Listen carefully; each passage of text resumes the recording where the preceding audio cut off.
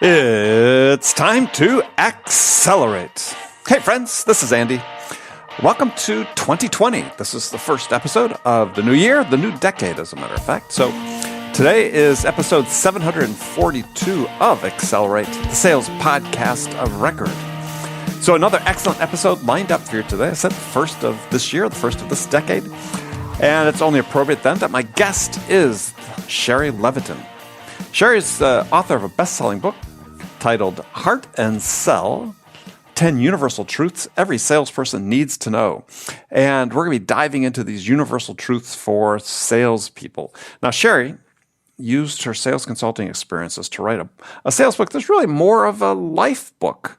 And I think that's so important to talk about in sales, because we're going to talk today about why who you are matters more necessarily than what you do. And this has been a theme I've been writing about, and I really like the way Shari talks about it in her book. And we're going to get into the difference between what she points out as resume values and eulogy values. I think it's first brought up by David Brooks in his book on character. And eulogy virtues are what make the difference in today's digital environment. Think about, you have a list of things that you're supposedly good at that you list on your resume, but what is it that people would say about you at the end of your life? And those are the things that we want to communicate with our buyers. So we're going to dive into why it's necessary for a company to not only reward quota achievement, but also to put an equal emphasis on rewarding personal growth, personal individual growth. Shari gives an example. She shares how her company provides a budget for everyone in the company that they can spend on their own personal development. And I think that's so important for sales because we put increasing targets on our salespeople, but then we don't measure whether we've invested or they've invested appropriately to grow in order to hit those increased targets. So we're then going to take a spin through Shari's 10 universal sales truths. And I have to admit, we don't get through all of them. That's okay, because you're going to need to make sure you purchase her book and read it to get to all 10. And as I said before, I recommend you do that. So we get into all that and much, much more. But before we get to Shari, I want to take a minute to talk to you about VanillaSoft. VanillaSoft is the industry's leading sales engagement platform, but most people simply refer to it as the solution. It's the solution to ensure sales development reps make the right number of attempts for every lead. It's the solution to ensure sales development reps use more than just email, that they consistently use LinkedIn and even the dreaded telephone as part of their sales playbook. It's the solution to serve the sales development rep the next best lead over and over again so that they hit their numbers. The solution starts with the right sales cadence, and that's why you need to check out VanillaSoft's guide on sales cadences. It's titled Sales Cadences, What Works, What Doesn't, and Why You're Frustrated. You can get your copy now, your free copy, at vanillasoft.com/Andy Paul. That is vanillasoft.com/Andy Paul. All right, let's jump into it. Shari, welcome to Accelerate. Thank you, Andy. Glad to be here. Well, it's a pleasure to finally have you on the show. I can't believe we didn't make it happen before. I know, but we only met a few months ago. Which is surprising to me. But I had heard of you. Your reputation precedes you. Yeah. Is that a good thing or a bad thing? Oh, no, you were billed as the smartest man in sales. Really? Yeah. You have to tell me who By told Jill Conrad. Conrad. Oh my gosh. Yeah. I'll have to get her to put that on paper. She did say the smartest man, though. Yeah, I was going to say. So.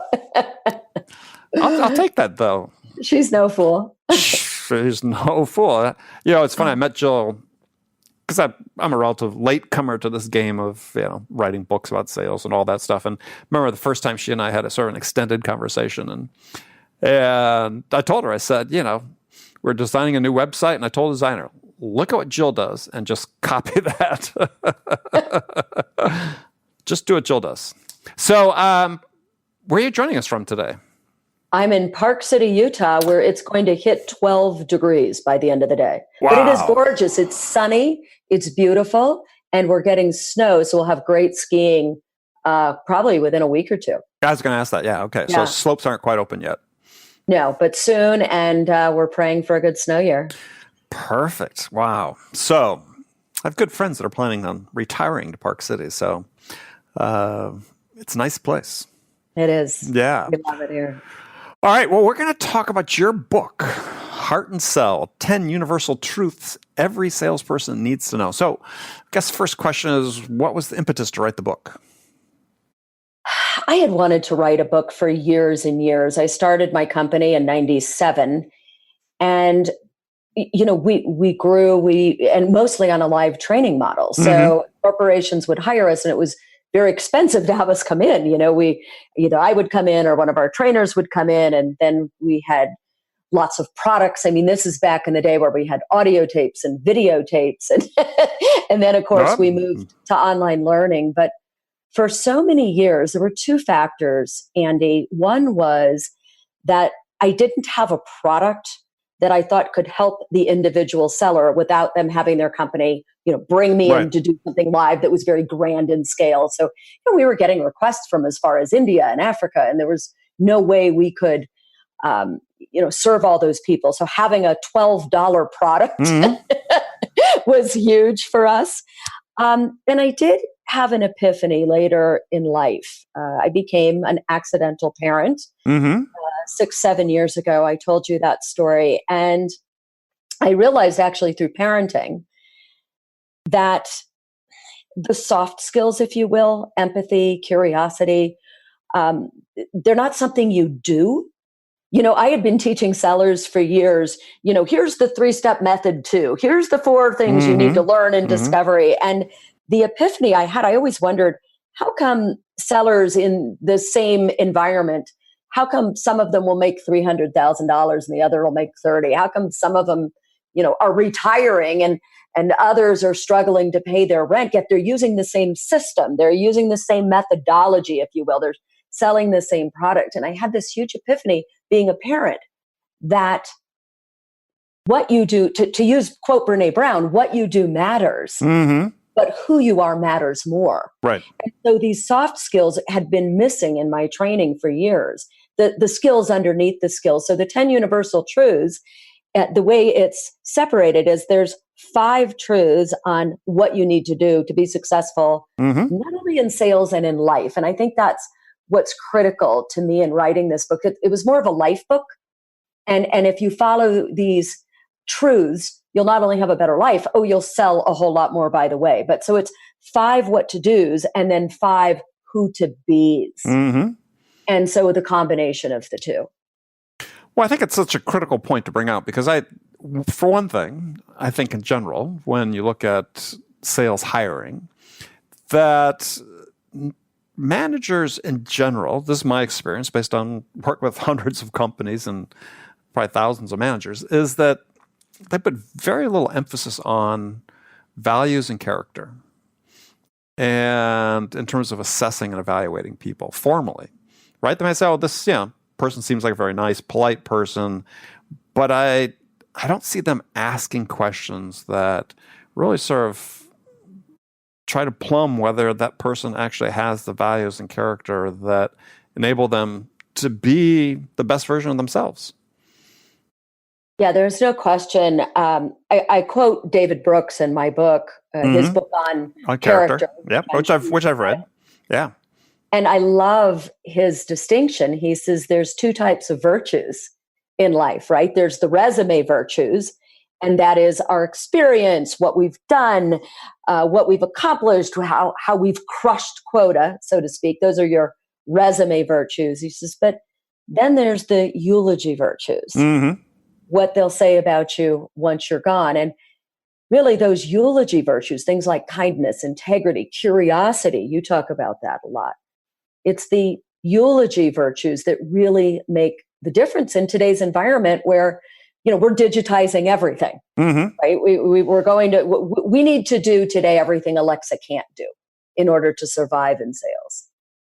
Well, yeah. Well, I think that to a point, to amplify a point you just made is I think that these have always been important virtues, but I think they're becoming more important, right? I think as we see more automation, technology come into the sales space, AI, I was just interviewing someone right before you about AI and sales, is that, we can have a point where there's more sort of guided selling done, automatically. But that experience for a buyer is, whether they're dealing with one person's automated sales system or another person's, sales machine, pretty undifferentiated. And so Exactly. at the end of the day, people still want some expertise. They want some insights. They want some validation. They want something from another human being, which research has already shown this in the case of, they've done pretty extensive research into medical decision-making. And there are algorithms today that could probably, I think they judge that over a period of time, probably give better advice than talking to a doctor statistically in terms of outcomes, but people still feel more comfortable having that human intercession and judgment applied to things. Well, and, you want to go to your doctor and have her say, let's ask the machine doing in school. How's Tyler doing on swim team? Right. Right. The machine's not going to do that for us. Well, not in authentic fashion, right? I mean, you can certainly see where we could program them, couldn't we? Well, the machines could learn to ask that, right? So, I mean, through machine learning and AI they could learn that, hey, this is an important piece of data to ask. But Andy, we couldn't smell them. So about oxytocin. Sure. There's an oxytocin release when you and I are together. You and I met at the Gartner conference for the first time. And we obviously trusted each other. You wouldn't have asked me to be on your podcast. And we must have been releasing this oxytocin, the trust hormone. And even by phone, by Zoom right now, there's actually a smell, this, that enhances trust. And it's that same hormone that women release when they give birth to a child. It helps them to bond. It helps them to have trust. And it helps them to spend money. Well, there we go. There we go. Right. So, I don't have a sense of smell, so that'd be interesting. Do I trust people more or less? Interesting. So you can't smell, or it's not? You no, don't have almost nothing. Huh. Just happened about 10 years ago. Okay. Yeah. One of those joys of life. So yeah, just a sudden thing. Anyway, that could come in handy at times, though. Well, I call it my superpower. Living in New York during the summer, if people spend any time in Manhattan during the summer, sometimes you can come across smells that I remember as being, you hear comedians joke about it, but no, I'm impervious to those now. So I said it's my big city superpower. So let's dive into some of your universal truths. First of all, I enjoyed the book, and I recommend it to people listening to the show.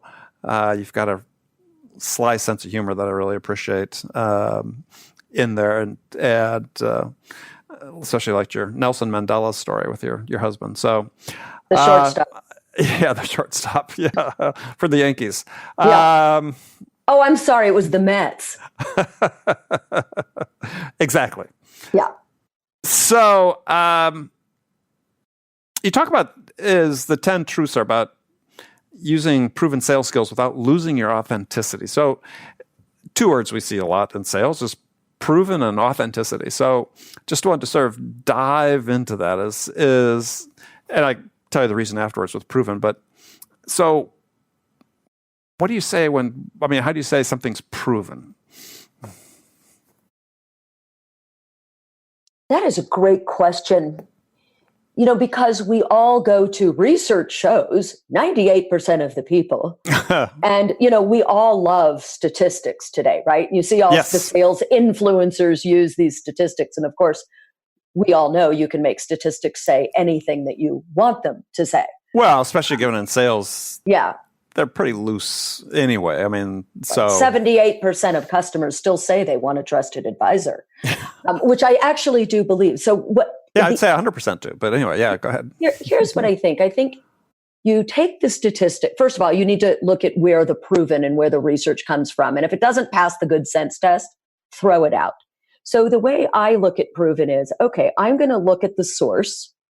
And I'm going to say, okay, is this Harvard Business Review? Is this, a neuroscientist I know of? But then I'm going to put it through the filter of the good common sense test and say, is that my experience? Is that the experience of others? And I think it's a combination of both. And that's where you get the combination of the proven and the authenticity. Does this feel right to me? And I think too many people believe whatever they see on social media or whatever research, and just doesn't pass that common sense test. Well, I agree. And that's, I'm glad you gave that answer, because I agree with it 100%. Is I think that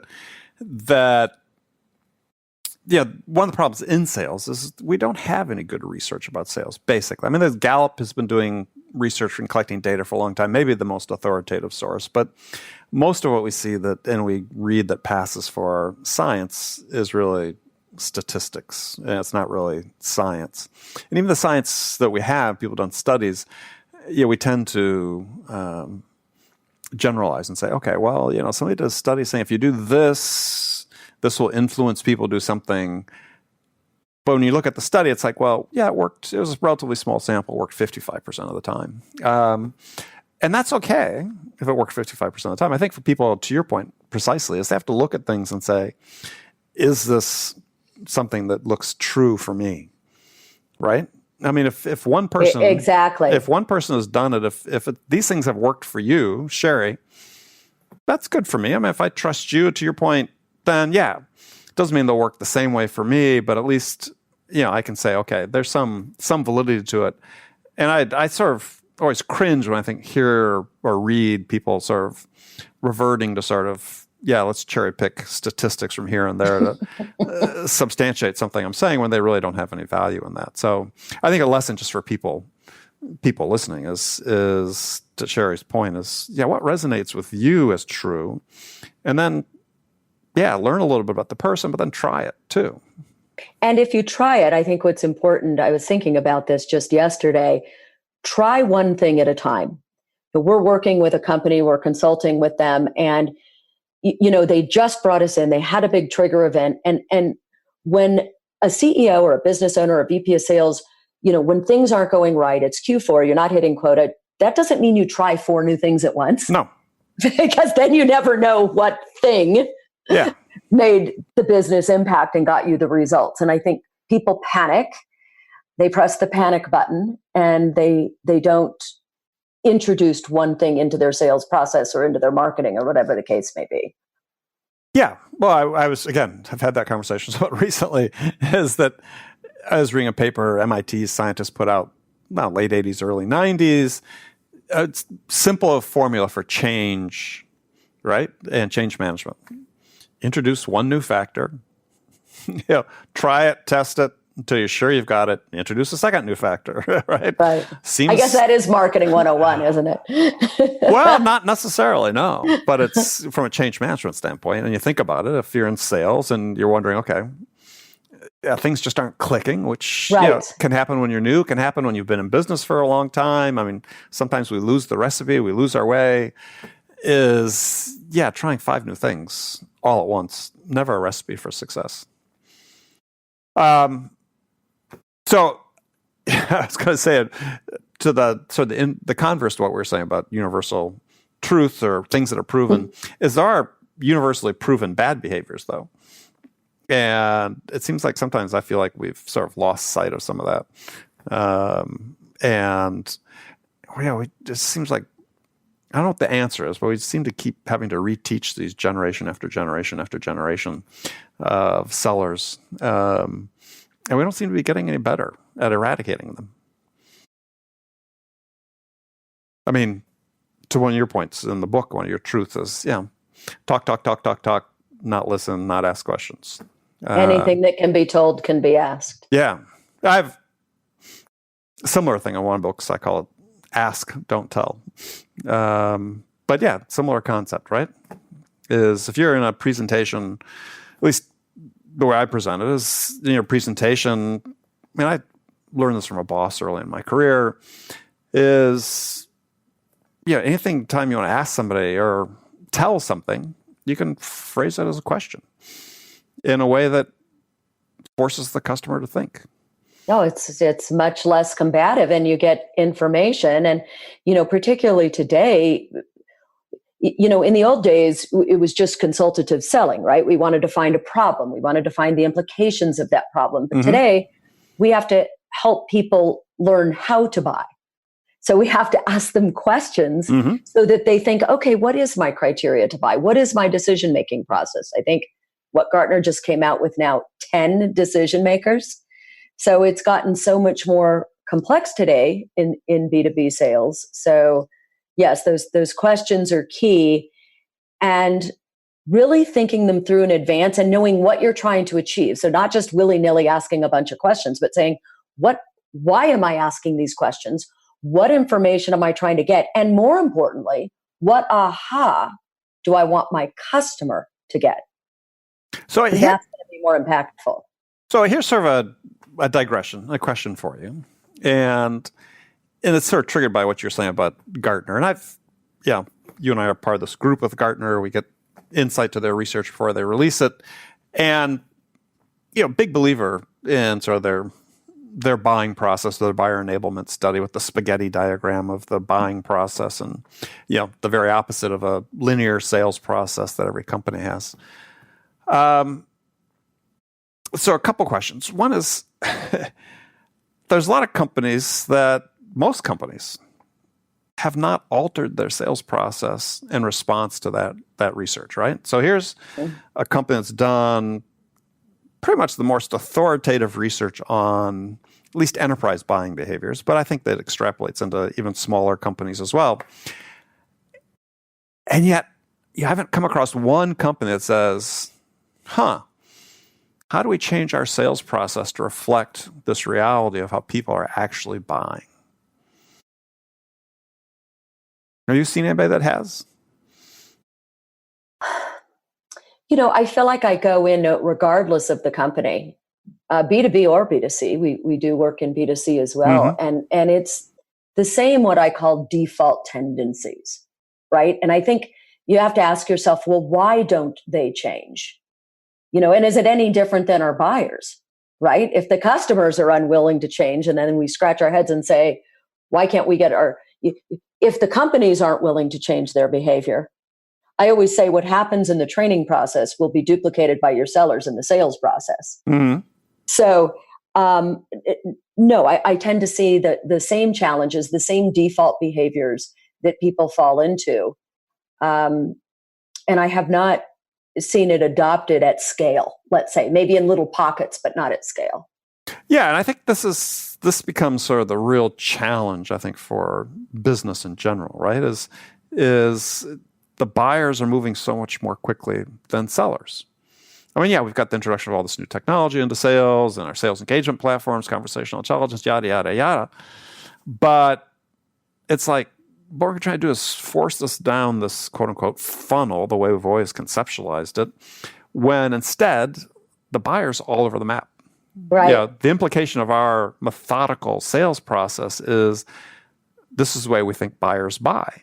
Where buyers actually enter that process, to your point earlier, they don't know what the hell they're doing, right? And even if they bought a product like yours 5 years ago, they don't know how to buy it today. I mean, if you do something once every 5 years, it's unlikely to be documented. You've got a whole new cast of characters that have come in involved with it. The process is just going to be different. Right. And they revert to the status quo because they don't want to lose their job. They don't want to take a risk. Nobody wants to risk. But this is what I think really inhibits sales growth and productivity growth among individual sellers is that, again, we're not responding to the reality of the way things really are in the field. And it's sort of the same question. I was reading, I forget who it was yesterday, some sales author, and talking about really a Gartner statistic, I think from one of their studies along when the Challenger sale came out, is that buyers or Challenger customer buyers are 2/3 of the way through their buying process before they engage with sellers, and then yet we've got this whole other substantial portion of the sales world, sales thought leaders, so on, saying absolutely wrong. That's not what it is at all. And so you throw that into the mix. It's like, okay, well, isn't it really important we sort of have fundamental agreement on this? And I think Gartner had sort of answered that question with their buyer enablement study. Yet we still have people that aren't adapting to it. I mean, it's really the issue of how do we get people to change, right? Because I was reading your book, and I was thinking, it's not that people aren't writing some really interesting things about sales. It's just that, in a relative sense, no one's reading it. Well, that's true. What is it? I'm sure that what is it called? The Dunning-Kruger effect? There's the Dunning-Kruger phenomena. effect. Is that the one where if I bought the book, I think I've read it? No, well... Or is that a different one? What's that one? Well, Dunning-Kruger is people overestimate the extent of their knowledge, the extent of their expertise and their knowledge, and don't have the emotional intelligence to realize that and change, right? But it sort of plays in that is that, it's like we have this issue in sales is that there's all these great materials, great books, great training, and so on but nobody's produced. Doing it. Well, the people who are doing are the people that are good already. Right? My conviction is the people who read sales books are the people that are... They're the ones who don't need them. Well, it's not they don't need it. Well, they don't need them, but they're learners. They're lifelong learners. Right? So like you and I are. They're lifelong learners. Any little bit of tidbit they can pick up to help them and so on. They're always in constant quest. So how do we reach that group that aren't learners? And I'm interested in your response to that because I think it's a culture issue within companies that's really the driver on it, but I'm interested in your take. Okay. So this is going to be a very different answer than you've heard before. You make it fun. Truly. I think we are so serious with ourselves. We take ourselves so seriously. And what I find is when we do an event, I talk in one of our talks, we do a 3-day course called It's Showtime. Mm-hmm. And it's all about the 4 pillars of an effective training and coaching program. And the premise, Andy, is that, there's all this talk about coaching. I know you make a great distinction, I heard on one of your podcasts, between education and training. Mm-hmm. So you can make a distinction however you want. But what we call it in the 4 pillars is you've got to have education, which is lifelong learning. Right. Okay, that's the ongoing education. I call it the growth equation. Right. Leads to a growth mindset. But the second pillar is key, and we forget it, and it's entertainment. Is it fun? Look, we don't learn unless we're in the neocortex part of our brain. And we know this, we have the brain research on it, but we don't implement it. So, and when I say it's got to be entertaining, I don't mean like la, la, la, there's banjos and, although there could be, and gamification, those are great. But I mean, is the sales enablement function, is the training, are you connecting with your students, with your participants as a trainer, as a leader? Are you creating an emotional connection? Is it creative? Are you coming at them from different angles through storytelling, through games, through art? Because then when we're in this peak emotional state, we learn better. So number 2 is entertainment. Number 3 is facilitation. People don't believe it when we say it. They believe it when they do it. Mm-hmm. And then the final pillar, and you need all 4 for a successful training and coaching program, is that coaching pillar, is the ongoing coaching like you do at the Sales House. Because as you know, you can tell somebody how to do something all you want, but the devil's in the details. It's the nuances, mm-hmm. right? It's all of a sudden somebody says, oh yeah, I did what you told me to do. And then you sort of role play it out on your show and you're like, yeah, I didn't say to do that, and you did that.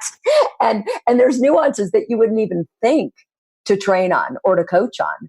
And then all of a sudden those come out in that ongoing coaching and development. So the short answer, the long answer to your short question is, I think if we can make it more engaging and more fun, particularly with a generation of millennials and Gen Z, they're going to be bored. They're going to go down to something else.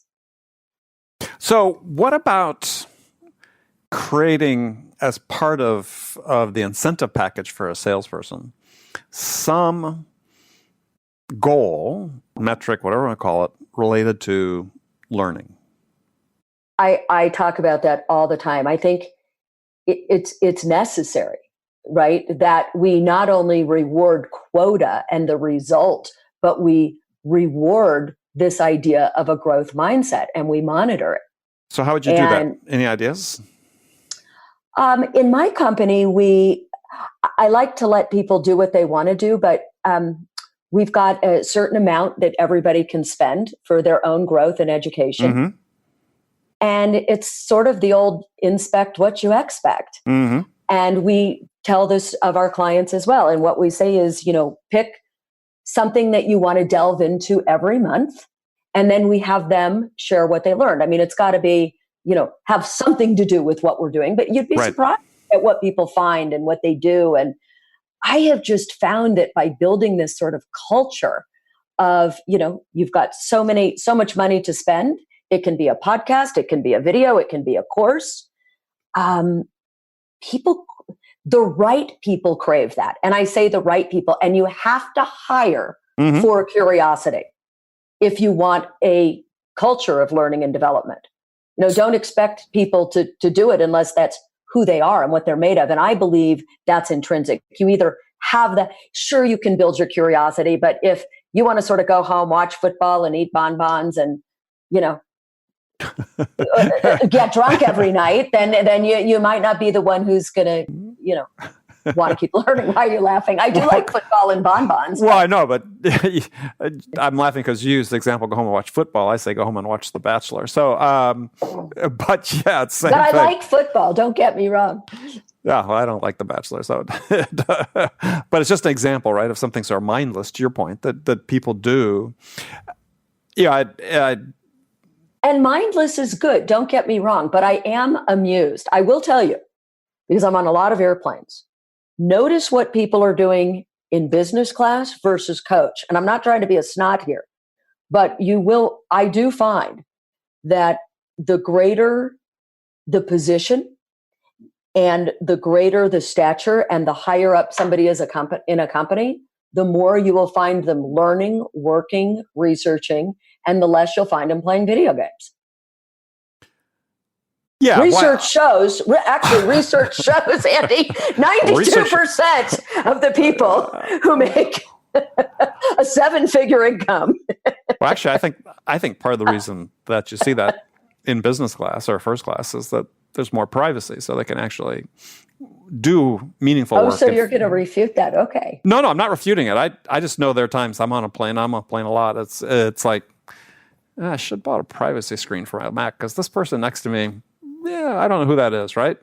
It's like I could be working on writing my book or something. They're doing a report for a client, and I don't feel like having the world see it. But that's my completely unproven theory as to why people in business class or it's maybe just because they're drinking more, and it's they feel like relaxed and ready to focus. Well, we must get the statistics on this. Yeah, I'm sure somebody somewhere has. Yeah. So we're further into it than I thought we'd be at this point. We haven't really. Well, you can edit that last piece, Andy. Oh no, we don't edit anything. You don't edit? No, this is real world. Okay, great. Yeah, I said we're run out of time. We'll have you come back, but we are getting close. But I just wanted to go through one of the 10 truths since we haven't got to any of them yet. As you say, trust begins with empathy, and so. Two, trigger words there, trust and empathy. Tell us what you mean by that. This is probably the most important thing I can tell a seller or a leader. And that is this. And I do this at my workshops all the time. I say there's two critical elements to selling.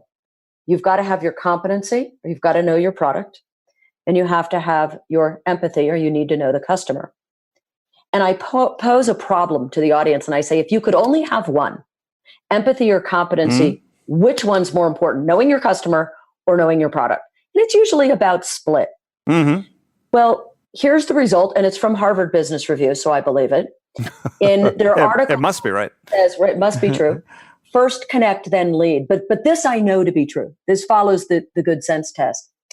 And what they say is empathy and competency are the two most important components to influence. And what is sales if not influence? Sorry about that. It's okay. Real world, it's live. Don't hit it. That's right. We're out. So empathy and competency create 90% of influence. However, the order matters. And most sales reps get this wrong. So I would say if you take nothing else out of what I say in that book or said today, get this. Empathy gets you in the door. Competency, reliability, and integrity keep you there. Those are the four components of trust. But Most salespeople do it backwards, and you've had it happen a million times. You connect with somebody on LinkedIn, and immediately they're telling you about their state-of-the-art custom solution that's going to make you zillions of dollars, but they haven't shown you, they know you, they haven't looked you up, they're just spamming you. So that's the classic example of this sort of leading with competency, or in a sales presentation, in a demo, in a conversation. It's the seller that starts out with the slide deck. Here's who we are. Here's how great we are. When the customer's like, yeah, but what do you know about me? Yeah. And so that's why I talk about trust begins with empathy, with caring about the customer, caring about their world, learning about their world.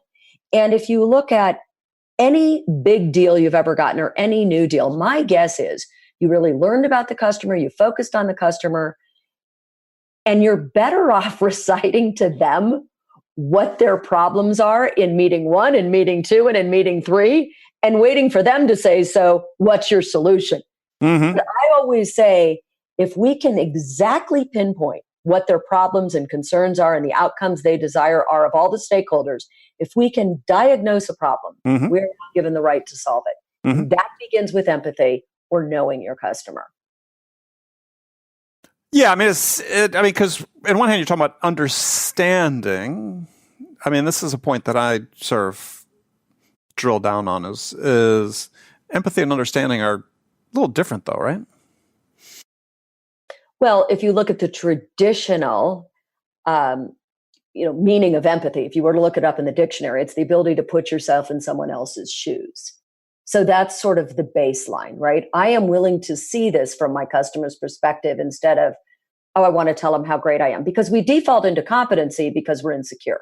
Usually it's the person that goes to the party and starts boasting instead of finding out about the other person. Yeah, and I'm sort of talking about a different point. Is, I think one of the things we do with, let's say, like personas, where we get our marketing team or sales enablement team, develop personas for people we're supposed to sell to, and somebody reads it and says, oh, I understand, right? I mean, I get how they're feeling about that.